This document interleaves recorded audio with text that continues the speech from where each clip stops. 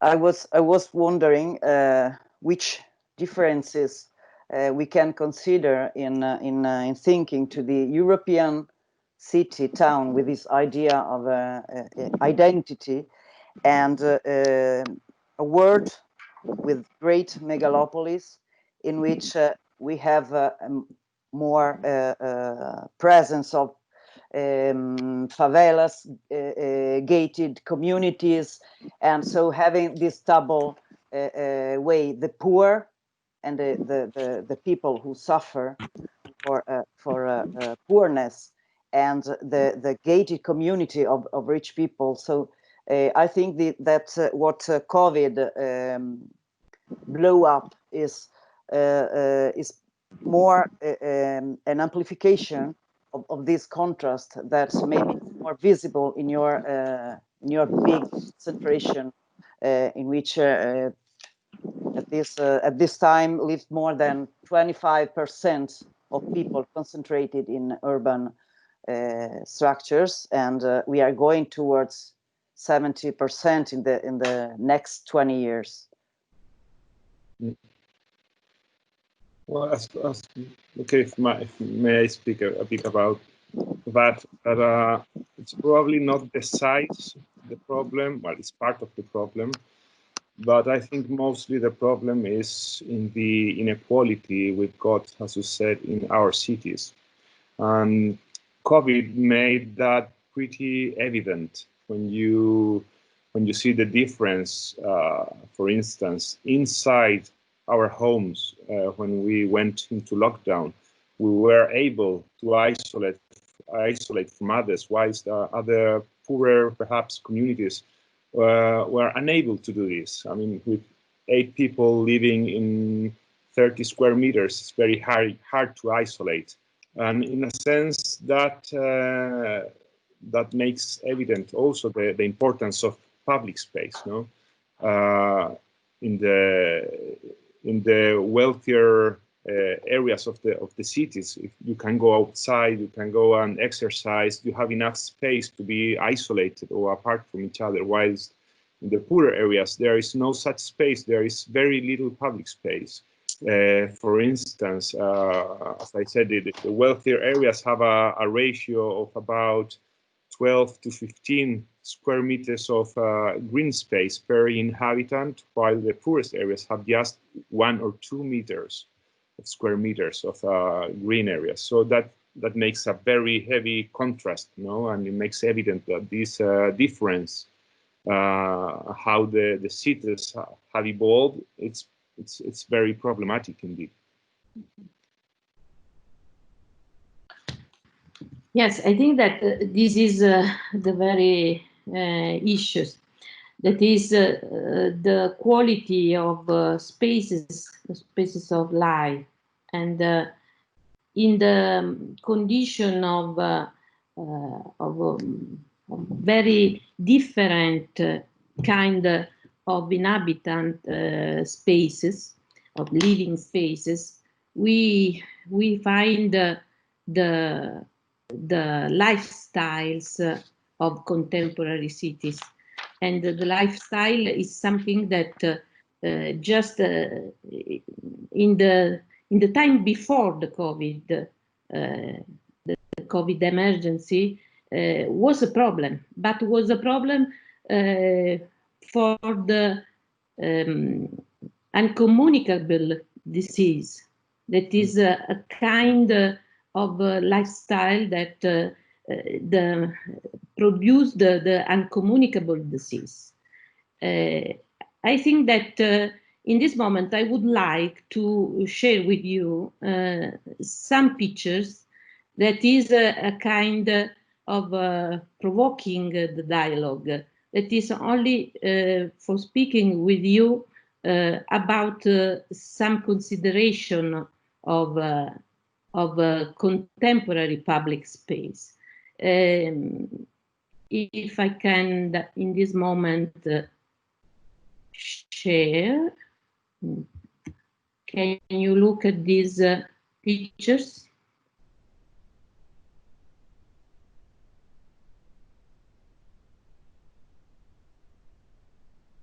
Can you look? It cannot. Yes, but not in full presentation. But if you touch the square, the window, it will open bigger in your screen. Okay, sorry. I try again.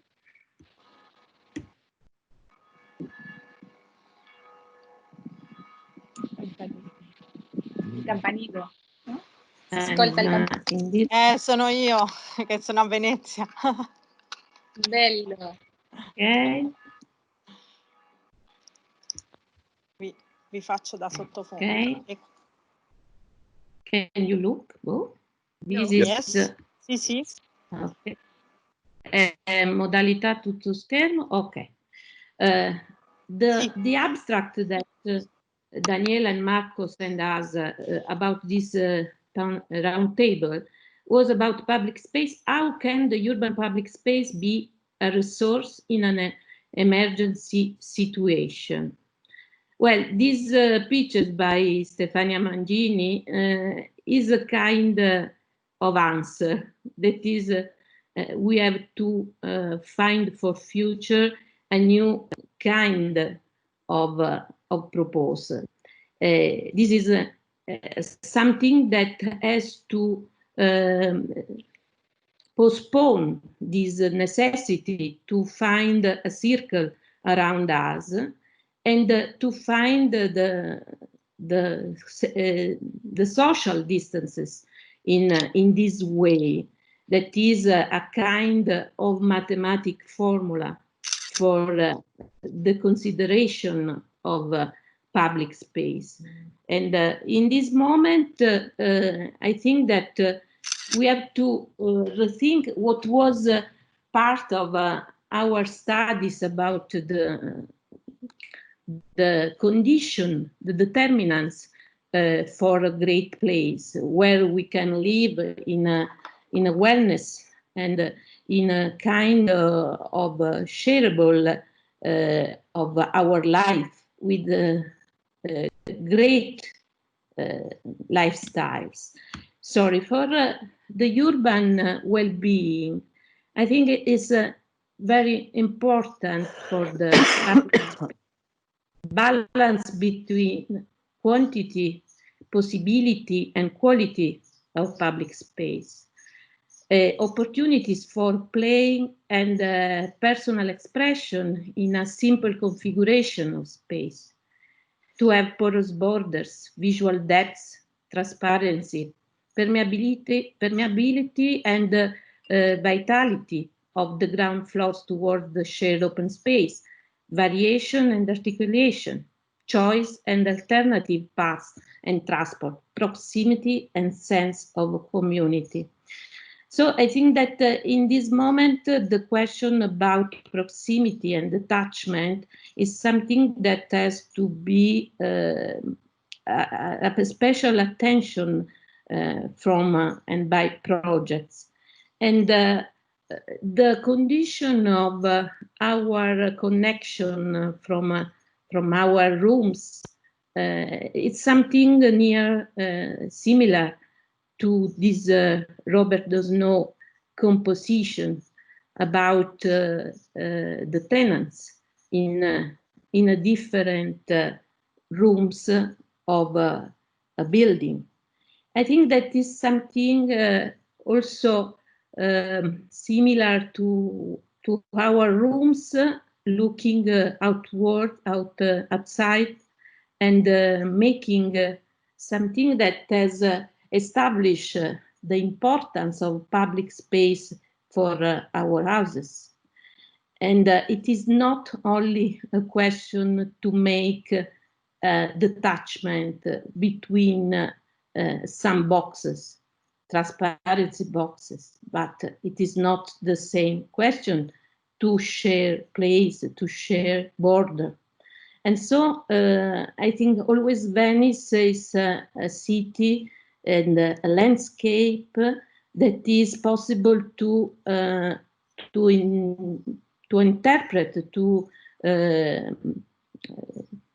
read and consider that the quality of life cannot be reduced only to psychophysical well-being of certain individual, but is anchored to a value system and must be conceived as a dynamic balance between individual, society, and environment.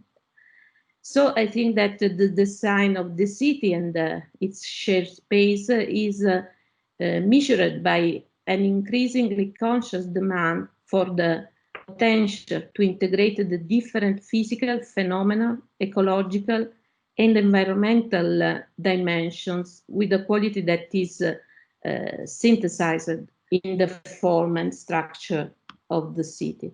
We made some months ago this book about a national research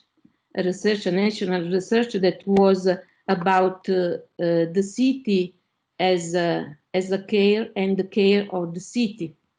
And about this question, we talked about the simultaneity of the work at the different scales inevitably connote the project in a city landscape. And in it, the space conform in a balanced way in relation to the resources of the landscape and the urban environment, where the creator of the shared places always remains the space and never the equipment or furnishings.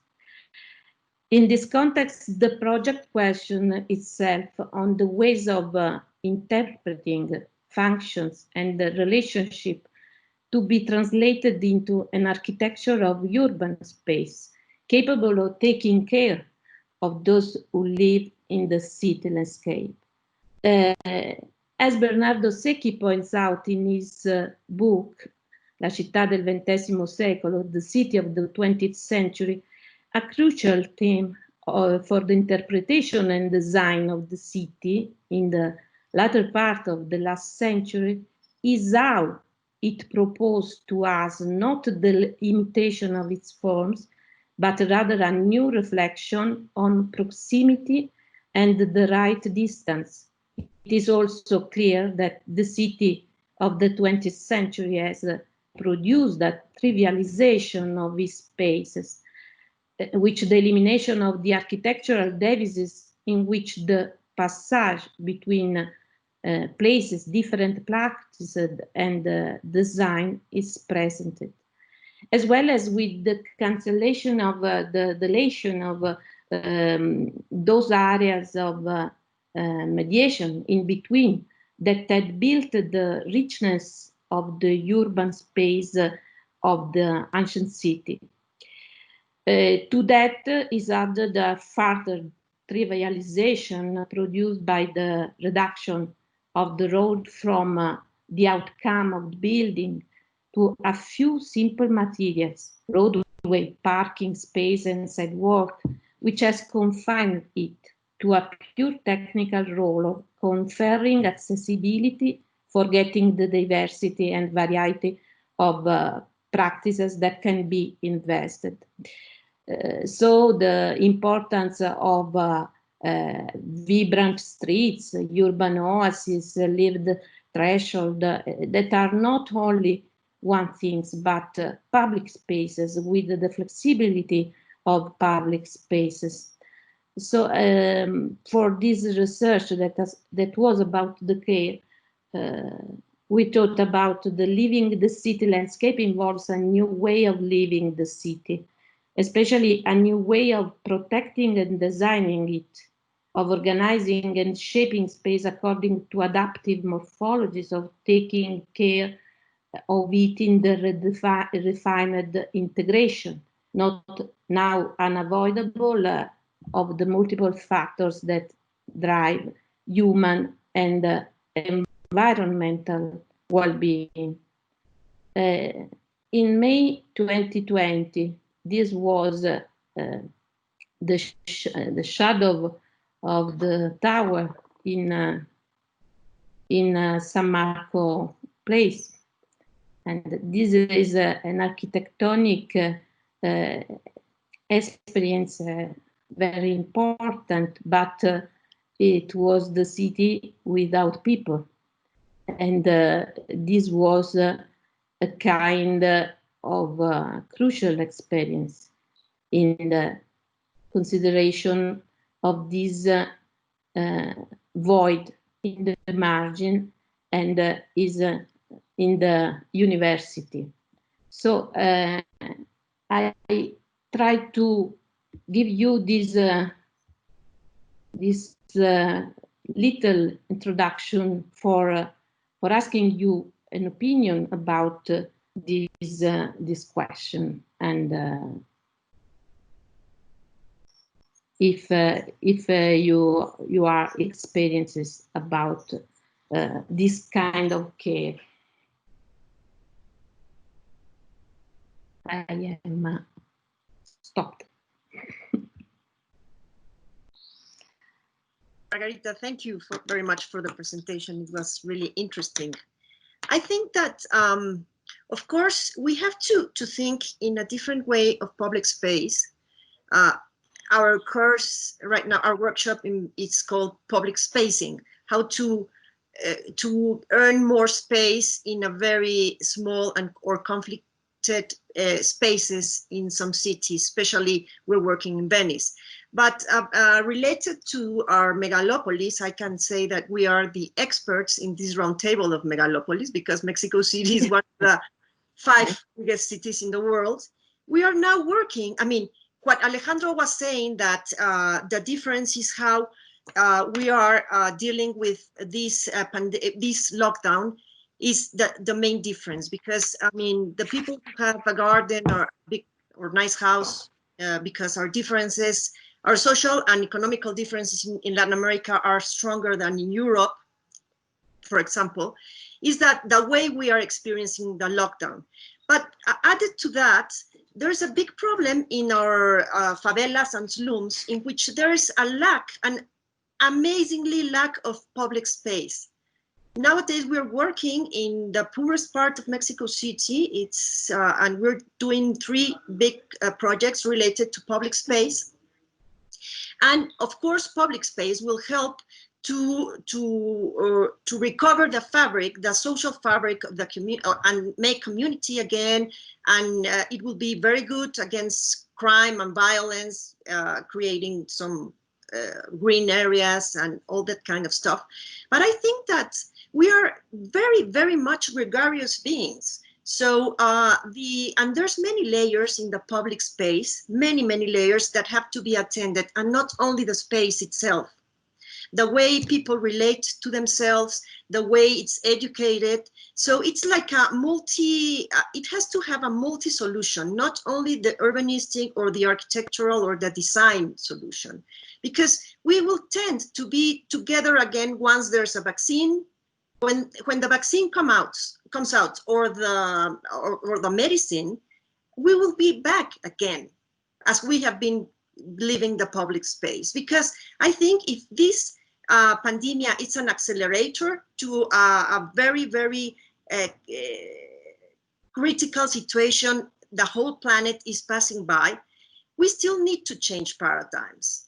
And so we need all the solutions, all that you talked about, this porosity and this, I mean, all these design solutions for the public space, but we also need other kinds of solutions, better masks, for example, or better, I don't know, because at the end we will be doing the same.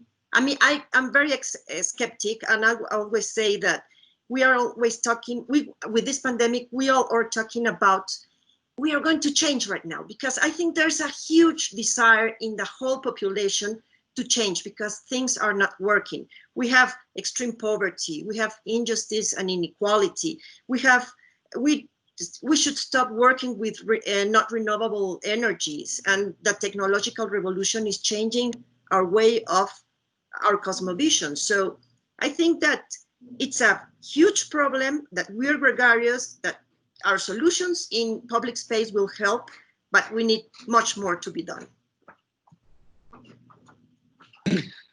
I think that this is a really problem that is not only environment, but social and economic and on all the fields of crisis is respected in the city problems after the COVID. Everything has been grown up with a very emergency.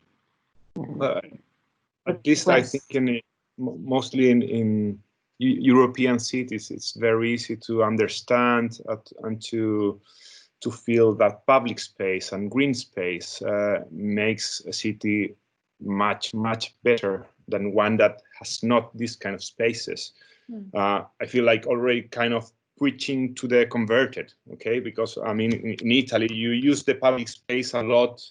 There's a lot of public space, and you feel it. The perception of public space is almost like a natural extension of your own home, okay? Whilst in Latin America, public space, it's not yet, I think, understood as an essential space for the city.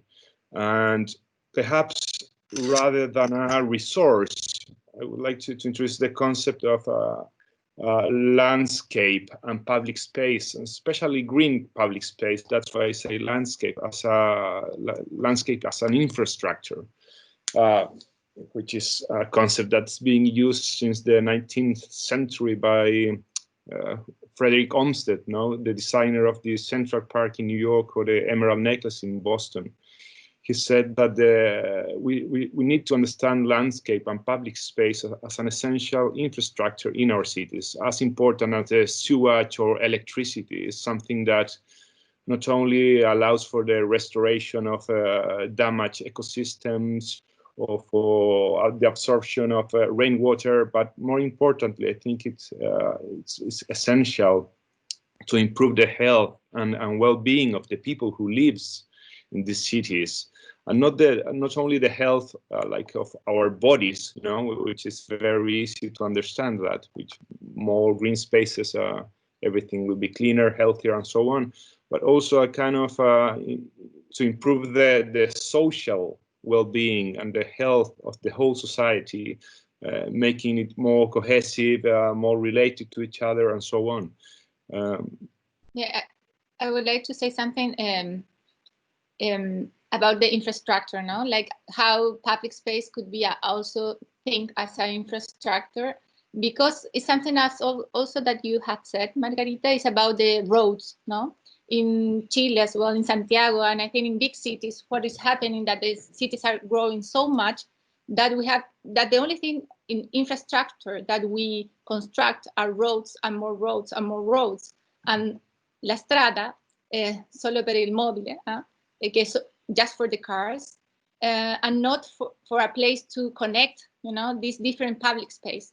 When, for example, that we were working with the underground, we like to think that the underground can be a place that you connect very fast people from one public space to another public space, and to make the roads to be like that, to be more like a place where you meet, where you can, to be more like a boulevard, to be a place, because we lack a lot of that in Chile. Roads are just for cars, and we make more and more and more, and full of concrete. And we have this lack of places where people can meet. And the roads now, for example, for people that live in the outside of the city, that they have this lack of public space, and of course of many other things. Every day they have to travel from their homes, to their works, like 1 or 2 hours it's a city, it's inside the city. They are not outside the city. But they have to be inside of a public transportation for 1 hour with a very bad quality life at the end, because they have to spend these 2 hours a day inside this kind of transportation. That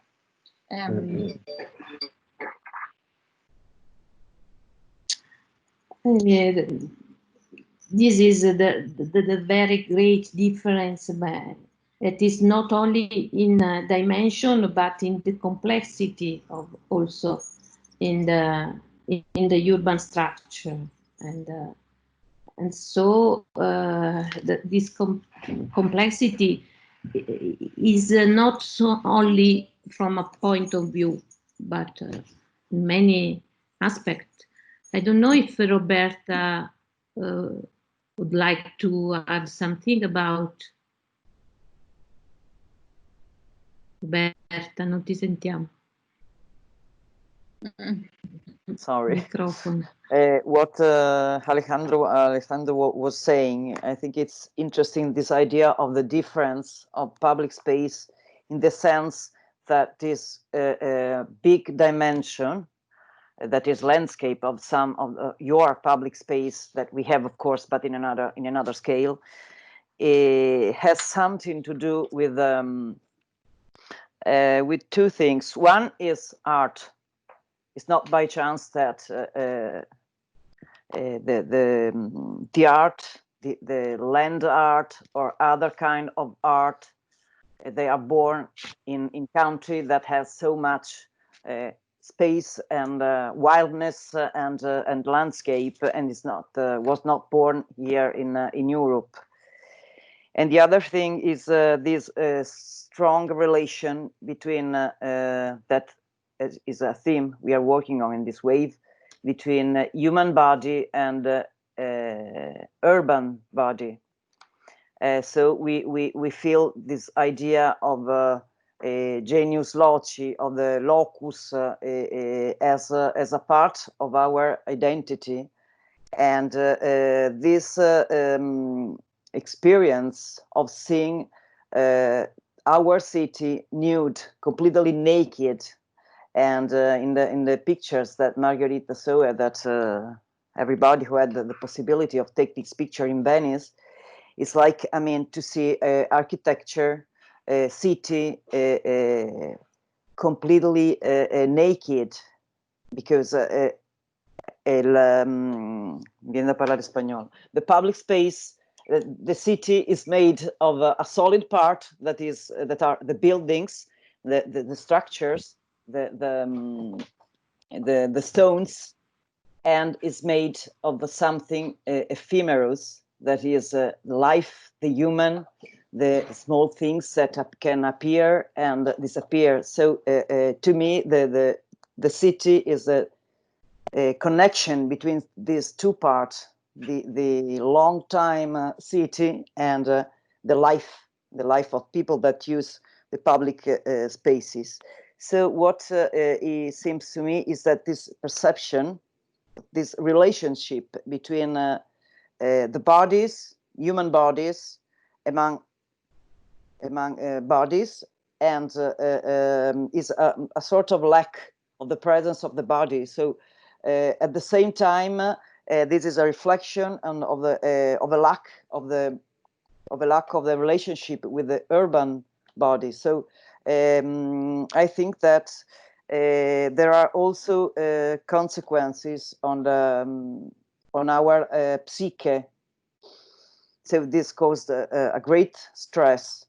So I think it should be interesting as an architect to work to these themes, to focus on the idea that we live architecture with our five senses, a sort of a haptic architecture. So it's not only to see a building, but that is the same in the same terms. It could be called quality.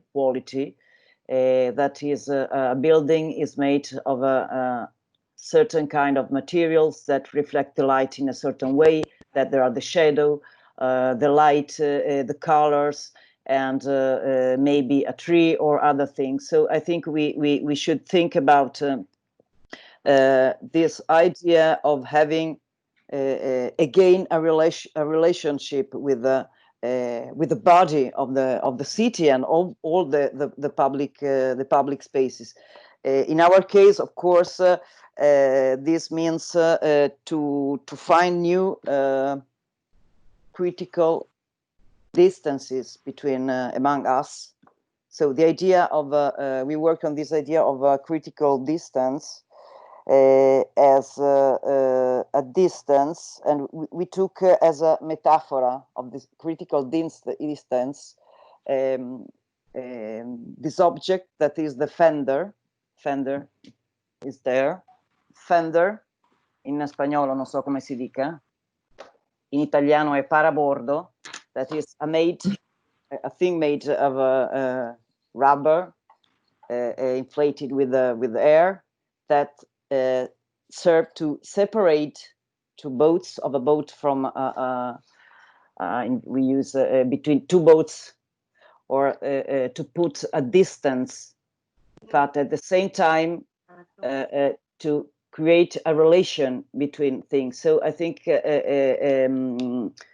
we should work on this idea of distances, but distances that are not made by the law of distanziamento e detachment, the law of separated, well, 1 meter, 2 meters, one day they say 3 meters, but maybe with the wind llega 4 metri, no? And this idea of critical distance is a distance between human beings. So it's something that in an animal, like in the prosemic science, could be that distance between the distance for escaping and the distance of attacking. So we have to measure, and all I think our work is to find these critical measures between people that can be, of course, for the COVID, too much close, but they can't be so, I mean, too far and too wide, because we lose this.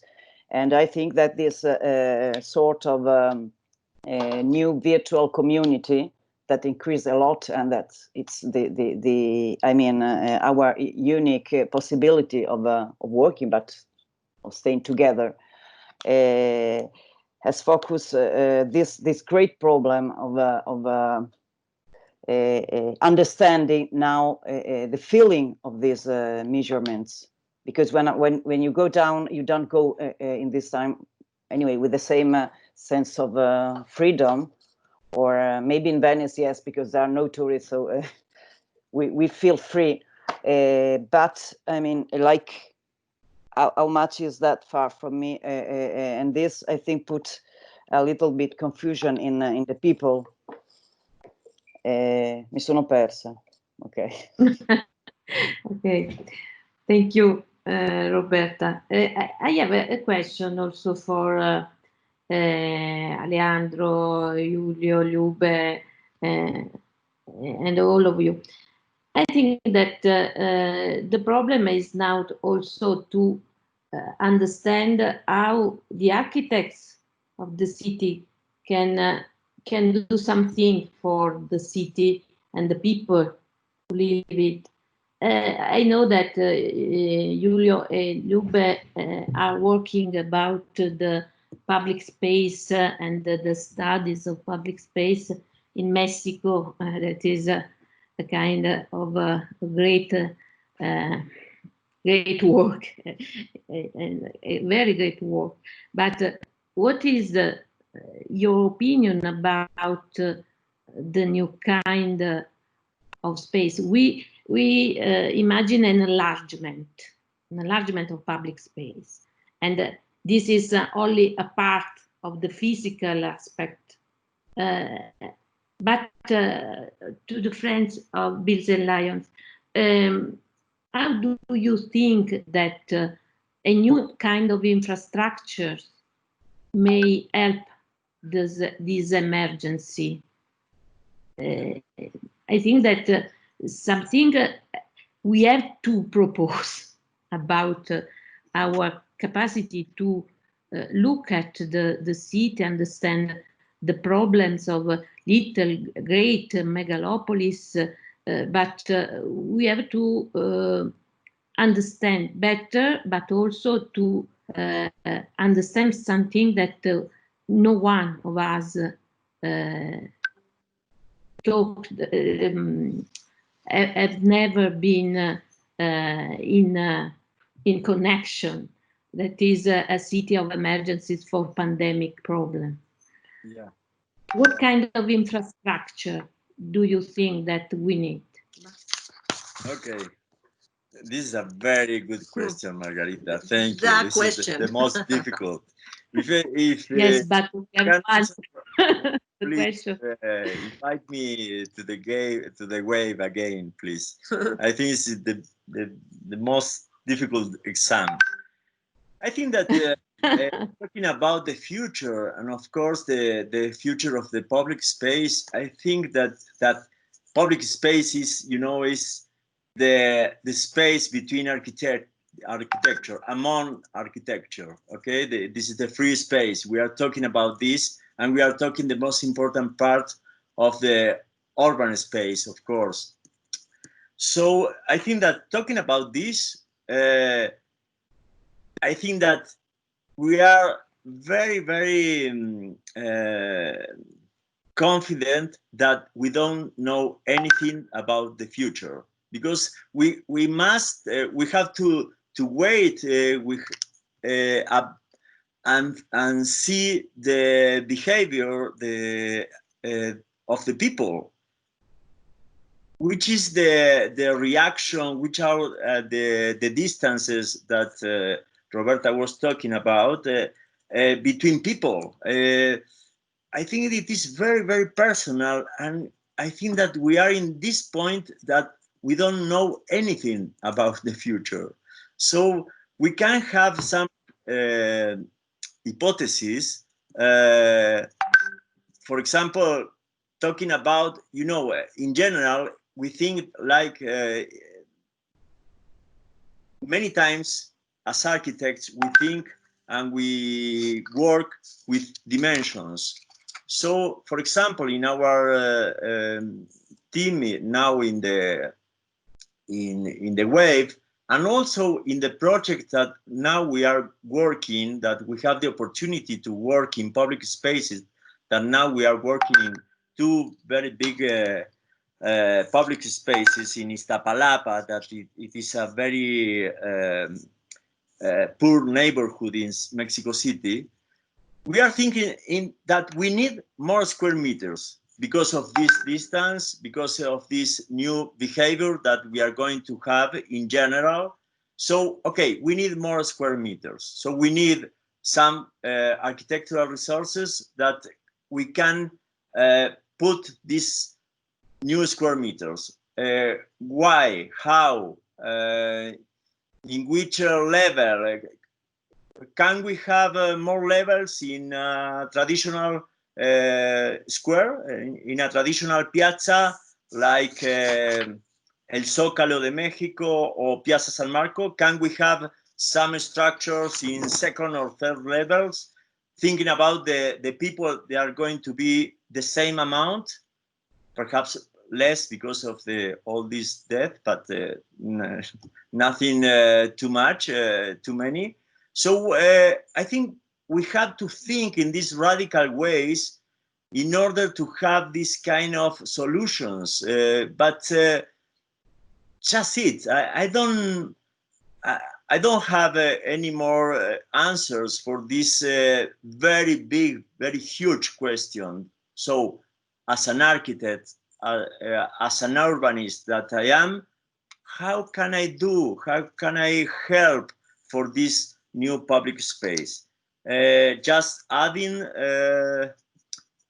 square meters, or for example, as Luby was saying before, okay, perhaps to work more in education, in the new ways, in policies, yes, in something like this. So I think that we can just draw some hypotheses, no more. But I think we need more. We need more square meters. We have to win this, but without losing the quality. Okay, because I think that we have to work very much with public space, because I think that in the private space we have these policies, because we are in family, we are with our close people, but in the public space this is very, very difficult. So we have to work in order to have this new behavior.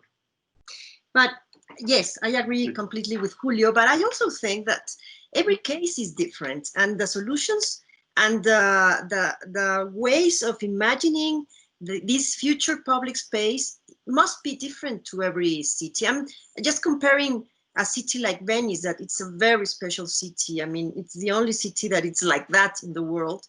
How can you add more public space with different layers, or perhaps changing the policies and just avoiding the big ships to get there and bring 5,000 tourists that won't give anything to the city except walking it and just invading it, because they perhaps just come and go because Venice is a place worth to visit.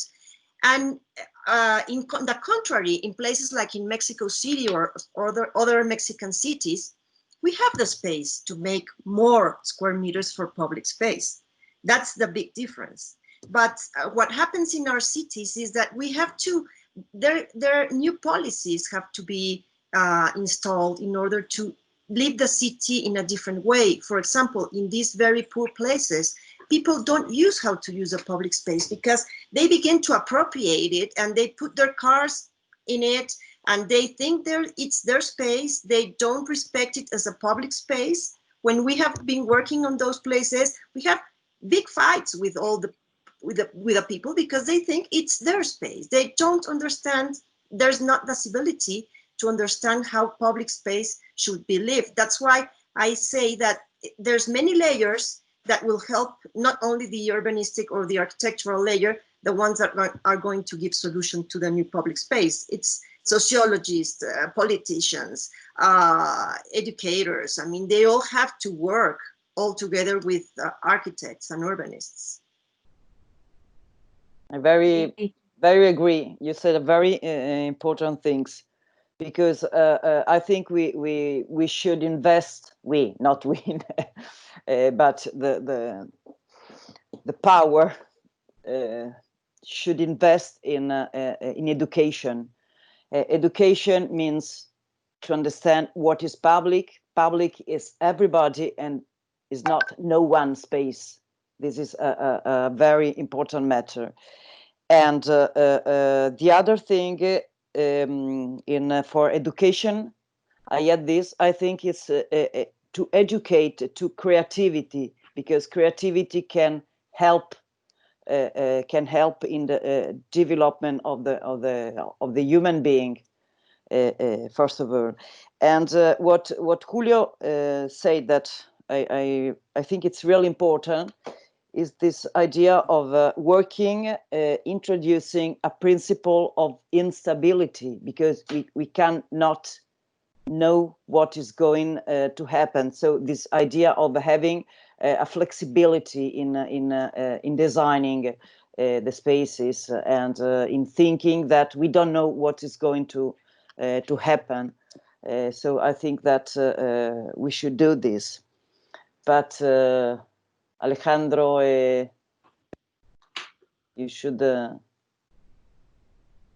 say something about this idea of how how you think it is possible to design the new public spaces.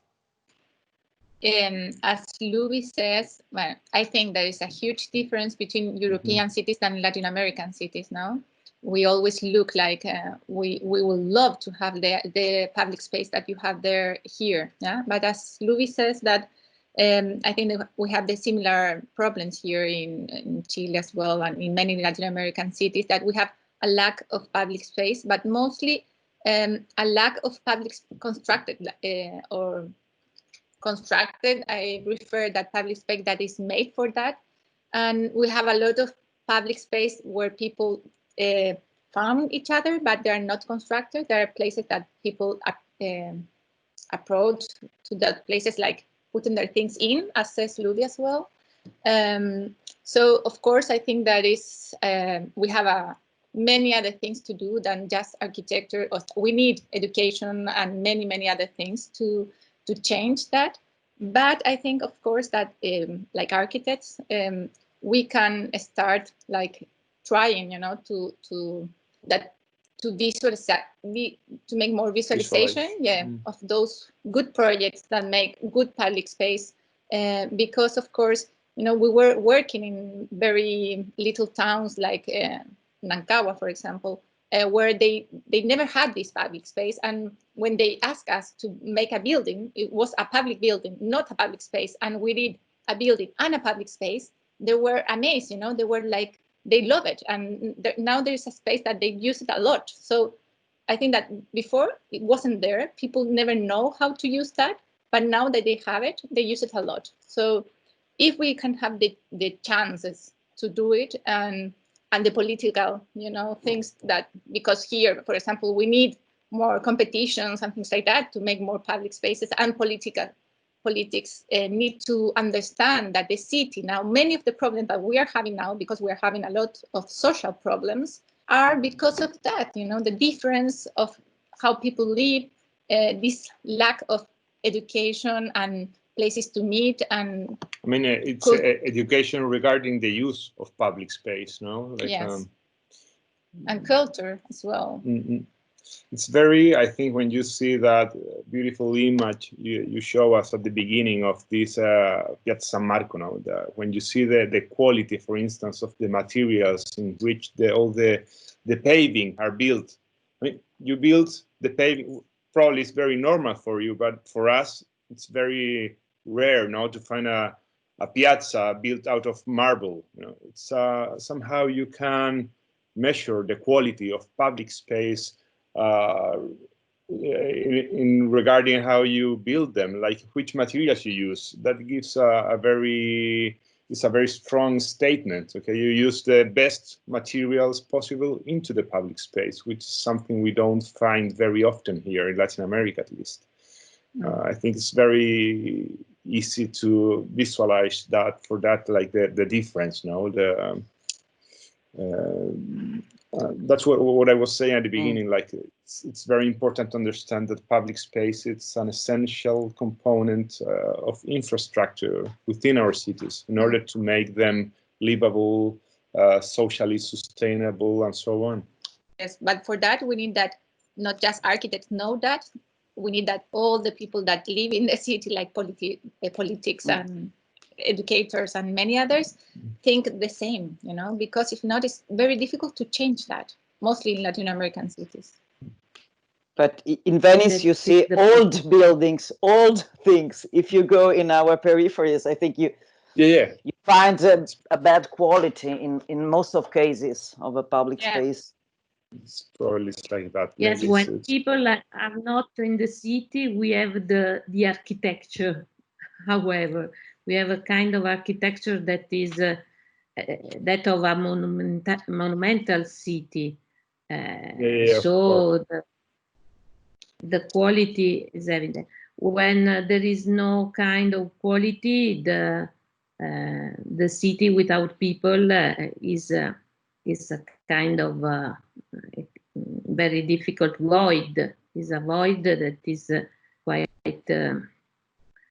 problematic and express all the lack of project, also the lack of everything. Please, but do you think that sorry, public policy or lack of policy? Yes, also. Do you think that as architects and also in this workshop W.A.Ve, we are looking for something really useful for the future of city? That is in our program, that is a provoking. In our program, are we working about something really useful for our city, or we are joking on our practices? You know, Margherita, I think that in Venice we have a very, I don't know, I don't want to minimize the problem, but I think the Venice, in this relationship between land and water, we have some solutions that they are very quick. for example, for me, for us, Venice is you know, a kind of system that they are always playing between land and water. So, for example, now some of our teams in the W.A.Ve, we are working and we are proposing and provoking to work in order to win over the water, some platforms, okay? The things that many Venetians could be shocked and those are crazy, please don't invite this kind of people. But I think that we need more square meters, we need more public space. So the public space has to win over the water. I know that the water in Venice is part of the public space because it's part of the system, it's part of the urban space. But we need to build this kind of platforms, this kind of new lands over the water. So this could be a radical solution, but I think it could be a very good way. If you like, and if you can propose me, like, you know, ¿cómo se dice alcalde? The mayor. The mayor of Venetia, I can work with this solution. We have told the students that they have to take out quite a bit of its Venetian identity. Not identity, but I mean, they have to be willing because I mean, they're quite shy working on these things we are proposing. I mean, perhaps because we are Latin America and we're not we're more open to work with our history and with our, the main towns that have more history. We can work it easier than what Italians can, you know. Yes. I say it very respectfully, but, and then they are very shy. For example, in La Riva de Schiavoni, we are working with another layer of promenade, of percorso, with some, I mean, it has to have staircases and it has to have bridges and all this thing new. And we have to tell them, please take out, I mean, Venice can be, it's beautiful. I mean, it's a planet for me, but it has to work for the 21st century. It's a city that has to be renewed. All the cities have to be renewed. And it's very interesting to put new elements from the 21st century to make it work. It's beginning, I mean, Venice in some years, perhaps, I mean, it's turning to be a resort city, unfortunately. Everybody it's giving its houses for Airbnb. There's lots of hotels. Venetians don't want to live in Venice anymore. And it's a pity because Julio and I will go next year to a sabbatical to live to Venice. And I would like to live in Venice, you know, but the real Venice. And that's what we are doing with our students in the W.A.Ve. Yeah, it's probably it's gonna go back to a previous stage without so many tourists and so on. At least the way in which we approached the W.A.Ve this year, we didn't want to focus on the immediacy of the COVID pandemic. Like we wanted to think more in the long-term possible scenarios, as the title said. No, so we wanted to go beyond or try to look to the longer-term consequence. And more specifically, we're working now with these supposing or that a lot of people will start working more frequently or as a norm from their homes, and therefore there will be a lot of empty, vacant office space, even whole buildings or reconversion, which essentially was something that was already happening in specifically or more especially in European cities, the reconversion of offices, office buildings into homes. And I think it's very important to rethink how we reuse these spaces. It's a sustainable way to approach this kind of problem, I think, as well. But it's also, I think, a plausible scenario, which could be a reality. And in terms of public space, I think we need to try to think beyond. I think the distance between one another, or mask and so on, how we use the space, the public space during pandemics, because we like to be more optimistic, and perhaps we would like to think that next year this all be over.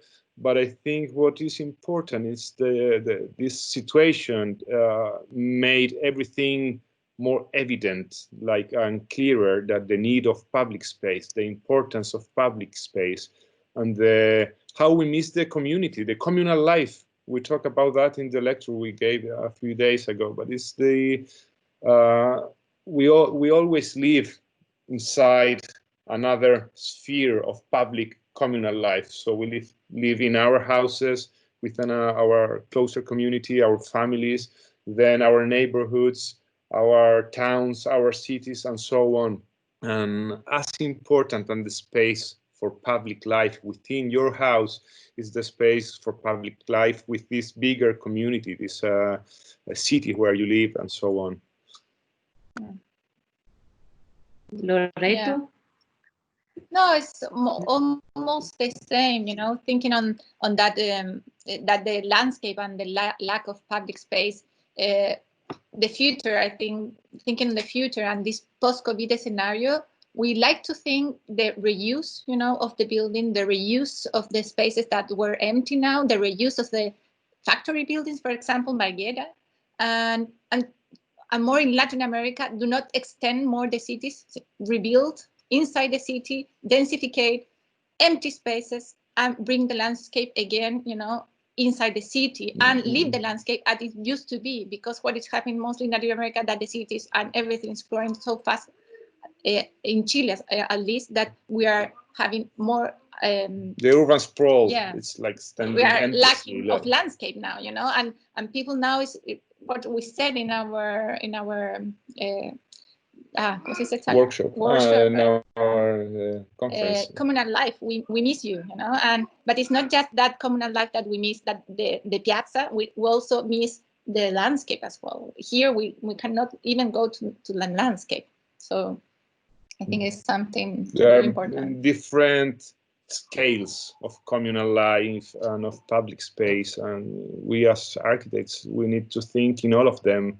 No matter we are working in a house or a building, we also need to understand that we are part of a bigger system. And if we think on the future, I think that we must reuse the space, reuse the building, reuse, and do not extend more.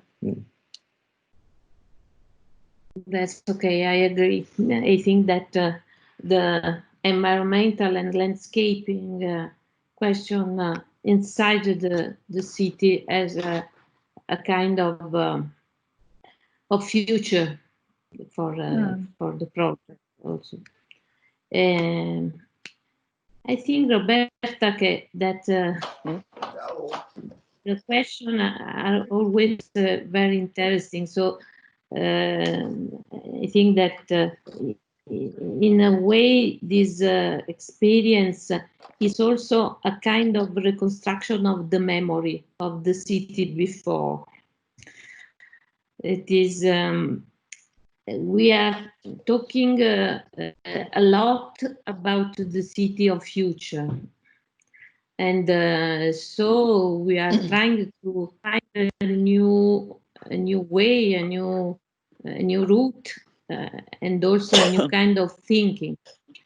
But there is also a necessity to reconstruct our memory, our itinerary. So I think that in an emergency situation, perhaps everything of the past may be better, and in another way, everything of the past may be thought as lost.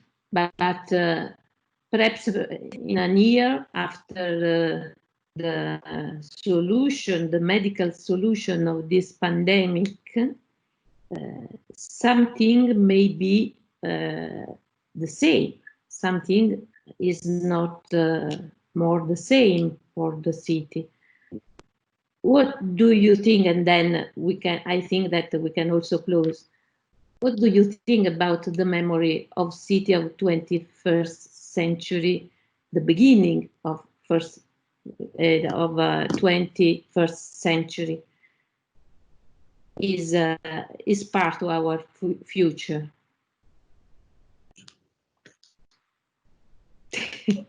It is a kind of... It's A chi hai chiesto? That's another question of Margherita. Margherita that are like rhetorical questions. I have a She's problem. dangerous. She's dangerous. Yeah, I know. So that is the last one. Only in the memory. That we hadn't like a professor, no? Just No. prefer to have you as a colleague. No, but it's a very interesting question. Occasion to hear from you an elevated opinion. So I am curious. I think it brings good things. Fortunately, we haven't had any loss in our family and friends, but I think this is like an accelerator of what we need to change in order to save the planet. I hope that it creates more consciousness on all the populations, on all the different populations of the planet, to understand that we have to change our way of thinking and our way of dealing with our reality and dealing with our nature and all the technology. It's opened also many doors for technology in the sense that we can now be having this round table, everyone in its home, and we're talking very interesting things that couple of years ago, we wouldn't have had it. So that's interesting. That's going to be even more global. Has a good part and a bad part as everything. But I think that, this will help. But if we don't change our way of thinking, we will still be in this inertia that it's moving us towards some solutions. But I hope it accelerates to really attend the very big problems of humanity. Yeah, I think, well, the question is very interesting, and we could be, speaking for a long, but I think, as Luby said, like, it's all this pandemic made us aware again, of that at some point we will all die. It's very, it's kind of, there's no doubt about it, and it kind of also remind us that we are not yet in this idea of the end of history, because sometimes we lose the sense, we stop feeling that there are some things that are happening now that will pass, or we think that everything has been done, everything is over, and we start forgetting about the past, the memory of the places, and so on. I think all this help in a way to gain in awareness that we are part of the history, and to everything, remember, and to be more aware that we will go, we will live, and so on, and the history will continue evolving. Yeah, there's something that we use. I don't know, but this era, I think that everything is so fast, and even now that we are connected the whole day to the computers, and I think that we work more, from home, but we work more. But we were in some inertia before COVID. And I think that now with the COVID, of course, we think perhaps the past was better, but I don't know. I think that no, it allows us to think also that the future could be different. yeah. No, like no, and what is good, I think, could be the scenario make us to think again, to stop. I think as a society to stop, to stop and to think, because everything is approaching very near, even the death, and to think that perhaps in the past things were different and also past, and I think that is what I think that this scenario that we are living now, it was the good thing, that you can think and remember many things, think about the past, but remember that everything will change and we will continue like humans, editing the world. So we have to try to do it better, perhaps. I think we should construct a new, in this sense, a new balance between security, salvation, and freedom, because what is predictable, what is unpredictable, what is organization of the work, of the life, and play, unity, and difference, isolation, and need of a community. And I mean, what is happening now and things in a longer time. So I think that it's a sort of balance that let again to feel sure, and at the same time to feel sure, but having a freedom, because if we don't have this idea of freedom in the public space, I mean, the public space loses his sense. So Exactly. I think it's a matter. No, all this box, all these lines, all this. I mean, I feel I cannot move. I stay at home. Balance is security and freedom. This is the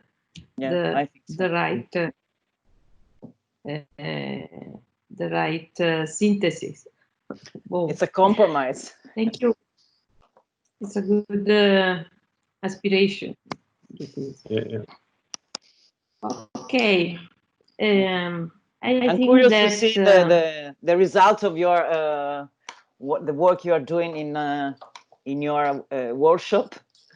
So I hope we'll have the possibility of seeing what everyone is doing. I'm very, very curious, and I feel this lack of I cannot go into the classroom to see what is happening and to talk with friends and to have a lunch with them and dinner and all this. I miss you. The same for me. The same here. We miss it a lot. Venice. Thank you to all. Daniela. Thank the you. word. Microfono. Non si siente. Sorry. Can you hear me? Yes. Yes. Okay. But are you in Venice, giusto? Sì. Yes. Okay. Now I'm in Venice, but as somebody of you was telling, actually there is people, but yeah, for example, I'm not so easy to go around. I'm a little bit scared when I see a lot of people. So it's strange. It's quite strange. So it's of course public space, and it's a matter of quality and also freedom and everything you talk about tonight. So yes. No, I was saying that the very, very strange things about Venice, then we closed, is that when there was the lockdown, and in the other town, I saw on the TV all the people at the windows on the terrace and talking to each other. But in Venice was empty because Venice has very few inhabitants, so there was this silence, Yeah. and you couldn't hear any a noise, nothing, any voice. So this Yes. was really shocking, I think. A But phantom. I love to see the Grand Saturday, Canal flat. on Saturday and Sunday, there are again the tourists. That is A few, from yes. national and regional country. Yes. That's okay. So Okay. I wonder if there are some students that want to make question. I don't know, because we have a public. So maybe if somebody want to make a question, we wait just 1 minute.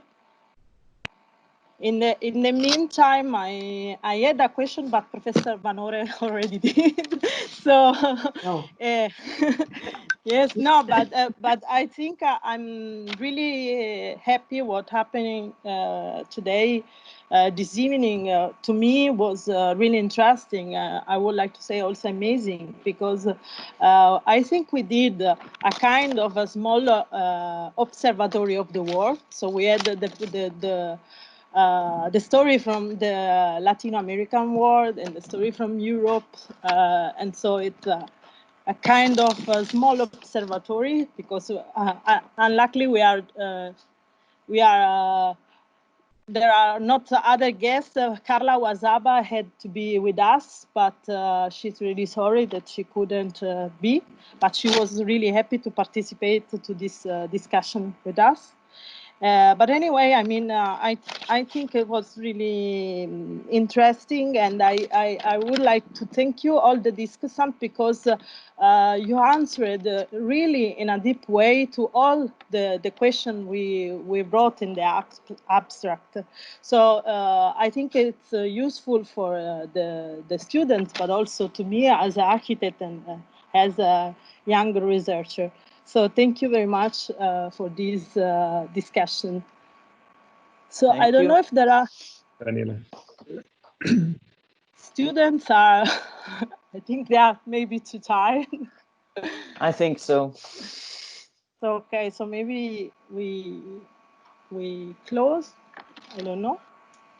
Yeah, it was Okay. very nice to talk to you. Thank you for the conversation. Thank you. Thank you. Thank you to Thank you to everybody. all. Thank you, Margherita. Thank you. Ciao. Thank you very much. Ciao, Daniela. Thank you. See you Thank soon, you. Bye. and I will send you an email as always. Maybe we can make something like a middle, not really deadline, but you can send us some picture of your workshop. As Roberta told before, we don't have the chance to go in a class and to see the work that is growing. So maybe, yes. So maybe I will send you a mail, of course, with more details, but maybe we can start to show in this virtual way what is going on in this WA.Ve. Yes, that I think it's an important, this WA.Ve in particular, it's a good experimentation for the future of the city and architecture. So I'm really looking forward to see your work. I'll send you, Daniela. We set up. We want Yes. to meet you in Venice. Follow Okay. us on Instagram, Fender 2020. Yeah. Okay. We set up an Instagram account, Daniela, with the work of our students. We set up an Instagram account. Yes. Where okay. we're putting some of the work of our students. I will send it so it's more available to everybody. Okay, super. Maybe you tell us, and so we can also tag you. And so we have more resonance. We have a guest, and you no, because we tag you, and so we have more resonance for everybody. So I think it's good. Okay, see you soon. Have a nice evening. Bye. Ciao, ciao, ciao. Un beso.